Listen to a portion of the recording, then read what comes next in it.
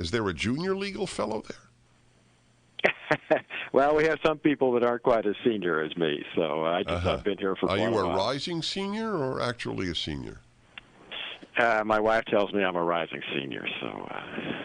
That was very witty, my friend. I won't go any further, but I loved it.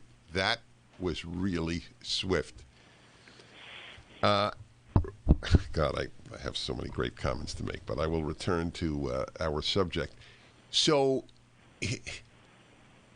people need to understand. There's nothing true about the voter suppression. So now, Merrick Garland, Attorney General of the United States, is having the Department of Justice investigate Georgia. Is that what you were up to? Yeah, they actually filed a lawsuit claiming that all these changes were racially discriminatory under the Voting Rights Act, and the claims they're nutty claims. And I'll give you an example of one. Georgia never allowed drop boxes for people to put their absentee ballots in. Well, during last year's election, the state election board issued an emergency regulation because of COVID, allowing drop boxes to be used in the counties throughout the state. So as part of this election reform bill, the Georgia legislature actually legalized drop boxes. And they set up a formula for it. You can have one drop box in each county plus a certain number of extra drop boxes for every, I think it was 100,000 people of population. So it's a strict mathematical formula just depending on how many voters you have. Well, in the lawsuit DOJ filed, they claimed that this wasn't enough drop boxes, and not having more drop boxes would somehow discriminate against black voters. Apparently, why? That's not obvious to you? No, it's not.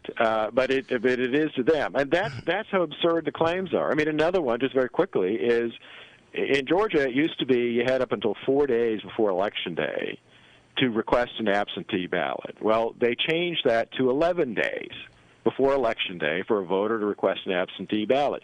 That supposedly is now racially discriminatory. What they failed to mention was that last year, Dennis, the U.S. Postal Service sent a letter to all 50 states saying, we strongly recommend that you change the deadline for a voter to request an absentee ballot to conform with our delivery standards for first-class mail, and we think you ought to have the deadline be 15 days before Election Day.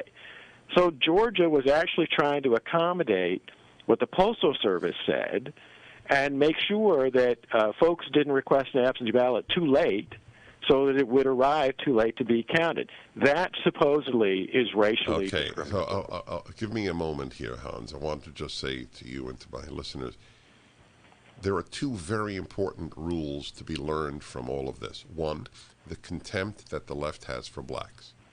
Utter contempt. Yes. An ID law is anti-black, is as anti-black a sentiment as a human can come out with. It is truly to say blacks are less competent than all other people. Number two, this is another proof of how little racism there is in the United States, that this is what constitutes racism. Two huge lessons to be learned from the gigantic lie of Joe Biden last night. No, that is absolutely right. And, you know, what's interesting about it is the polling shows the American people don't agree with any of this. You know, one of the latest polls by, I think it was Monmouth University, showed that 80% of Americans think voter ID, of course, that's a common sense reform. They support it. The number of minority voters, so including blacks who support it, is 84%, an even higher percentage. So clearly, black voters don't agree that they somehow are incapable black of having voters an don't ID agree or getting a free that ID. blacks vote Democrat is the biggest political riddle in the United States. The Democrats hurt blacks. Blacks don't believe in defunding the police. They don't believe in not having an ID for voting. They don't believe in not having school choice. They don't believe in almost anything the Democrats stand for, but they vote Democrat. It's a scandal that hurts the black community. You do great work, Hans, and say hi to your wife. I will do that. Thanks for having me. Thank you. One of the great moments.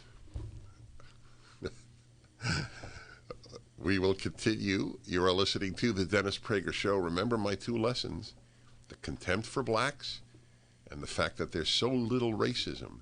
This is what they have to use to prove that there is.